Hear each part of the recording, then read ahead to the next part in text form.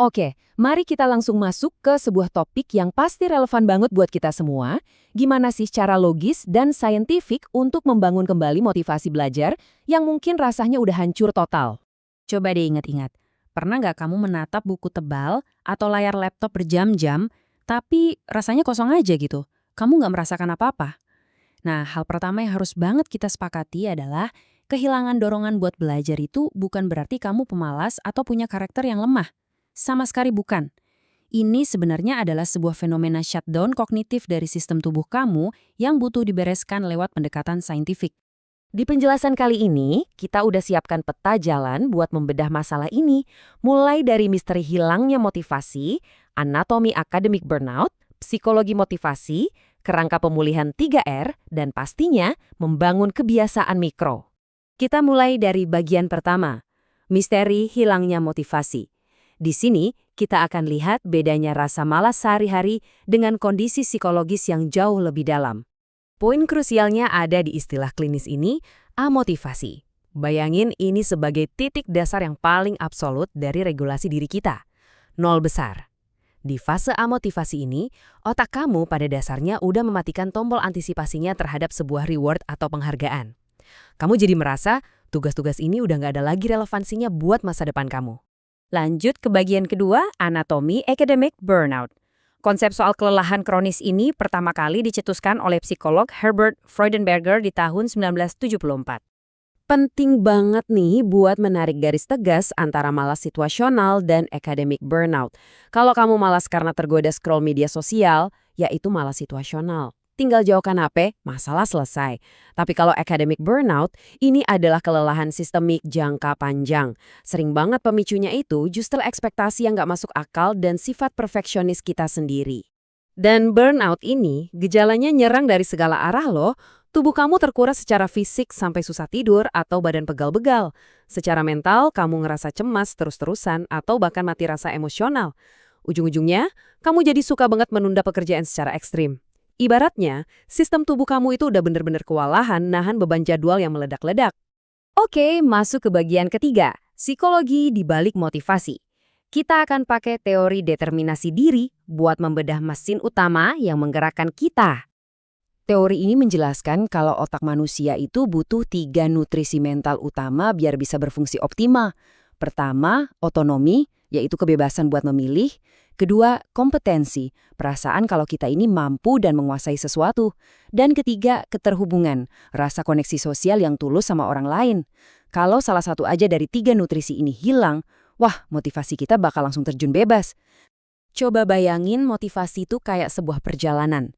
Mulainya dari titik motivasi yang benar-benar kosong tadi, terus perlahan naik ke regulasi eksternal. Contohnya kamu belajar cuma biar nggak dimarahin orang tua. Sampai akhirnya bermuara di puncak yang namanya motivasi intrinsik. Di titik ini, kamu belajar murni karena rasa ingin tahu dan kepuasan dari dalam diri kamu sendiri. Tapi, ada satu fakta psikologis yang cukup mengejutkan. Kalau kamu terus-terusan dikasih hadiah atau dibayar buat ngelakuin hal yang sebenarnya udah kamu nikmati, tebak apa yang terjadi? Pelan-pelan, motivasi intrinsik dan otonomi kamu justru bisa hancur. Fenomena ini dikenal dengan sebutan undermining effect. Kita sampai di bagian keempat, kerangka pemulihan 3R. Ini adalah peta jalan klinis yang super aplikatif hasil rancangan dari kemitraan universitas di Eropa, Bandit EU. Nah, ini dia 3 langkah penyelamatannya. Pertama, recognize. Sadari dulu kondisi tubuh dan mentalmu sepenuhnya tanpa perlu menghakimi diri sendiri. Kedua, reverse. Ambil jeda istirahat yang benar-benar radikal. Iya, termasuk detox dari dunia digital. Dan ketiga, resilience. Bangun ketahanan mental jangka panjang lewat circle pertemanan atau peer support yang saling mendukung.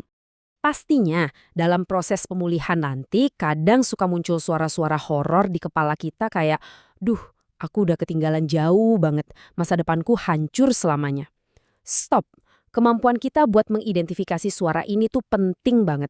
Ini namanya distorsi kognitif. Sebuah pikiran ekstrim yang nggak rasional dan secara harfiah cuma bikin kita lumpuh karena kecemasan. Terus gimana dong cara mengatasinya? Kita pakai yang namanya restrukturisasi kognitif.